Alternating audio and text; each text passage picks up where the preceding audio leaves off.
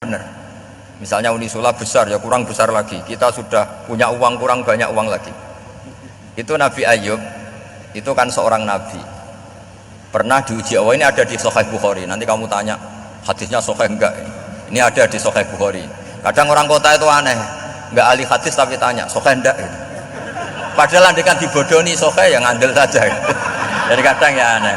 Oh enggak tahu kok tanya itu. Itu Nabi Ayub itu sudah kaya, pas itu sudah kaya, bukan cerita yang masih miskin, memang sudah kaya. Beliau di kamar dihinggapin satu belalang dari emas. Setelah belalang itu dikejar, ternyata yang jenis itu banyak, semuanya dari emas. Ngambil sana sini, ini yang kesak ini dipenuhin, saku ini dipenuhin, sampai banyak. Terus sama Allah digojlok, kamu itu Nabi saya, kenapa kamu mengumpulkan harta sebanyak itu? Kamu itu Nabi saya kok rakus? Jawabannya Nabi Ayub unik.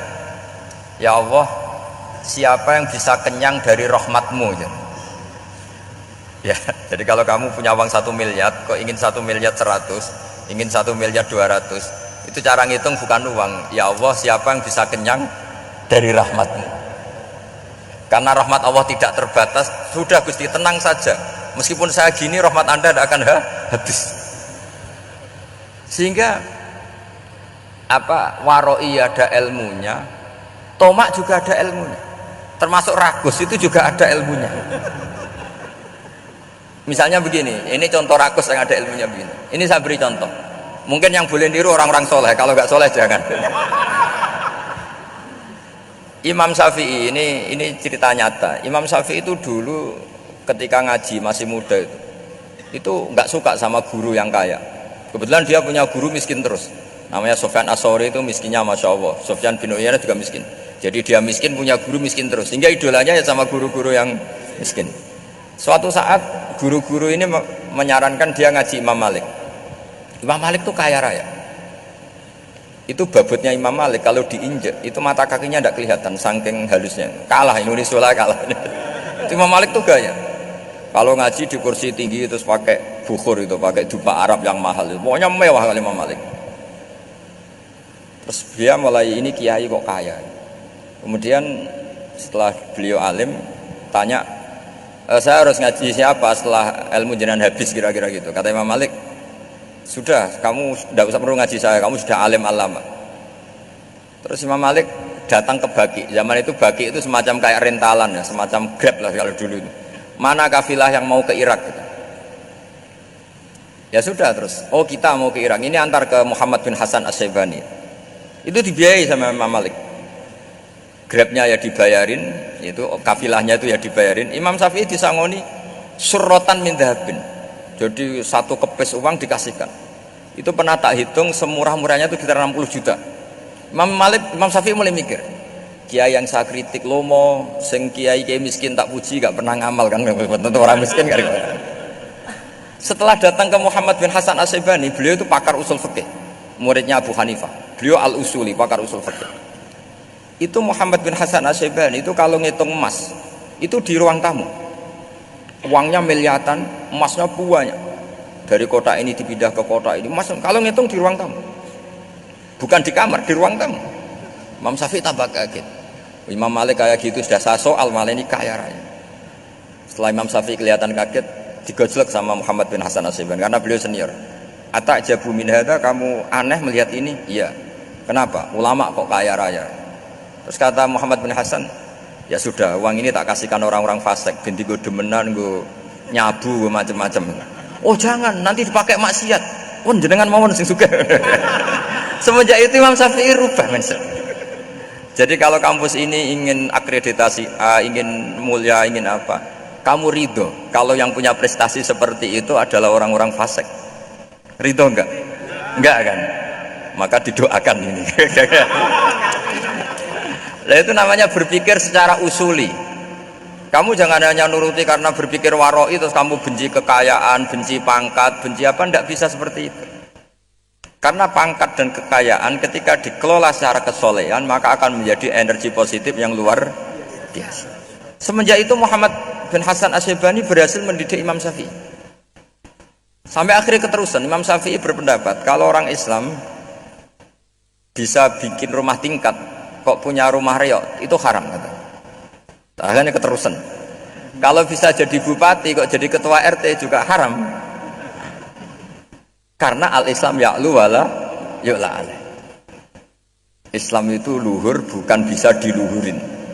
Sehingga rata-rata orang Syafi'iyah termasuk kiai-kiai Indonesia itu rata-rata ya agak-agak politikus.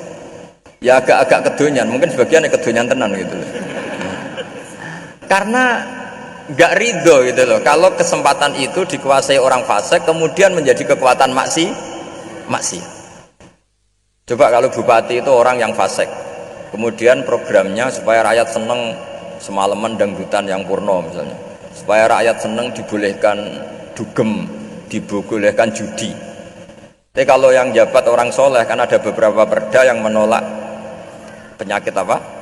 Masyarakat.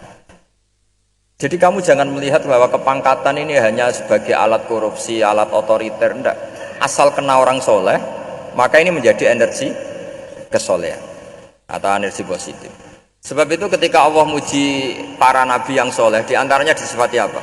Faqad ataina ala Ibrahim al-kitab wal hikmata, terusannya ayat wa atainahum mulkan azim.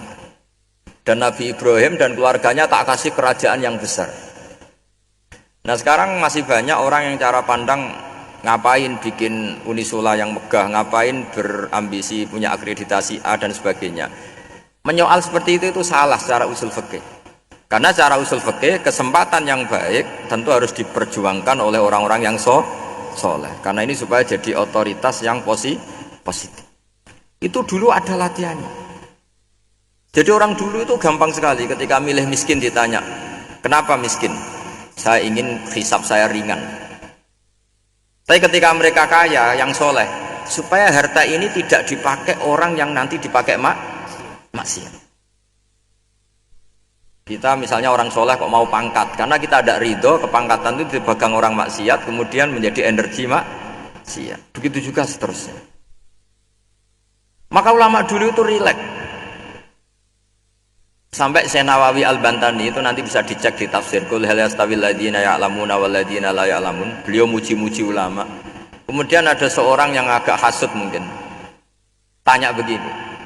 Hebatnya ulama itu begini-begini. Terus ditanya, "Tapi kenapa kita sering melihat ulama ngantri proposal di rumahnya bupati katanya? Sementara bupati enggak pernah datang ke ulama ngaji ihya." Jawabannya Syekh Nawawi itu unik. Ya karena ulama itu tahu gunanya uang, sehingga nyari uang untuk pondok, untuk masjid. Sementara bupatinya tidak tahu gunanya ilmu, maka tidak pernah ngaji. Jadi ya ringan saja nih. Jadi ya sudah seperti itu. Jadi kalau ada ulama kedonyan, anggap saja karena tahu gunanya uang. Jadi kenapa ulama ngantri di kabupaten, bukan bupati ngantri di ulama? Jawabannya karena ulama tahu gunanya uang, sementara bupatinya nggak tahu gunanya ilmu. Ya kira-kira gitulah. Ada ustadz tidak ganteng, kesemsem rondo cantik, karena tahu gunanya ustadz itu. Artinya tahu gunanya kalau saya nikah nanti punya anak jadi gus, karena kan dia kiai gitu. Tapi rondone raro gunanya dia karena miskin gitu. Jadi ulama dulu itu rileks, menafsirkan apa saja itu rileks, termasuk saat terpojok itu rileks. Karena semuanya dianalisis pakai ilmu. Sehingga ciri utama wali itu apa? Ala inna awliya Allahi la khaufun alaihim walahum yahzanun. Enggak ada rasa takut, enggak ada rasa gampang. Karena melihat sesuatu itu gampang saja. Saya ulang lagi, melihat sesuatu itu gampang saja, ringan. Saya beri contoh ya betapa pentingnya mindset ya, cara berpikir. Orang itu menjadi kikir itu karena nganggap hidup itu lama dan uang itu penting. Kalau zaman Nabi itu sederhana kalau melihat hidup. Pernah suatu saat Nabi itu punya jatah makan, karena Nabi itu hidupnya juga pas-pasan. Jadi Nabi itu unik. Beliau di satu sisi kaya raya, bisa ngurmat Abu Hurairah, Ammar, Suhaib. Ashabu Sufa itu dirawat Nabi semua. Itu kan kaya, bisa ngerawat sekian orang. Tapi di sisi yang lain untuk pribadinya beliau miskin. Kadang nggak bisa makan hari itu. Tapi di saat yang sama bisa merawat ahlus Sufa. Jadi keliru kalau orang hanya cerita Nabi itu miskin, untuk makan dirinya aja susah. Itu keliru. Kelirunya kalau tidak diteruskan, tapi Nabi mampu menghidupi ahli suffah. Singkat cerita jatah makannya Nabi itu dikasihkan orang ketika Nabi tanya, ya Aisyah, makanan jatah saya di mana? Oh ya Rasulullah, tadi ada orang minta tak kasihkan, maka makanan itu habis. Apa kata Nabi? Kamu salah Aisyah. Yang kamu kasihkan itu justru yang masih. Ya yang kamu kasihkan itu justru yang masih. Sehingga Nabi menganggap, makanya Nabi terus ngendikan, ya kalau mukhatabnya lelaki ya kira-kira begini. Wa hal laka min malika illa ma akalta fa afnaita wa labista fa ablaita. Terus hanya wa tasaddaqta fa abqaita, kata Nabi. Harta kamu ya kamu makan kemudian ke WC jadi kotoran, atau punya pakaian mewah nanti rusak, wa tasaddaqta fa abqaita. Ada yang kamu sedekahkan yaitu yang abadi sampai akhir. Sehingga banyak pengusaha yang mencintai saya setelah tak ajari hadis itu, misalnya punya uang 1 miliar karena dia spekulan atau pedagang rawan bangkrut, disedekahkan ke masjid 50 juta, yaitu yang abadi. Jadi kalau suatu saat bangkrut, dia masih punya uang 50 juta di akhirat. Jadi Nabi itu mengajari sedekah itu apa? Ya sedekah itu pengabadian uang. Kalau kita kan enggak, bilang sedekah itu nguras uang. Itu pikirannya setan dan pikirannya orang Islam. Itu cara berpikir setan, bukan cara berpikir umat apa? Sehingga Sayyid Ali Zainal Abidin itu kalau ada orang minta, kemudian beliau ngasih, itu beliau bilang gini, marhaban biman hamala zadi ilal akhirah. Matur nuwun nggih jenengan sing beto sangu kula nate. Jadi dianggap teller saja. Orang yang minta uang beliau itu dianggap tukang nyatet bank ini. Karena sudah ditabungkan, ya sudah. Kalau kita kan enggak, wah pengemis itu ganggu gini-gini. Kecuali pengemis profesi ya mungkin kita agak-agak enak. Mari zaman akhir itu ada pengemis apa? Profesi.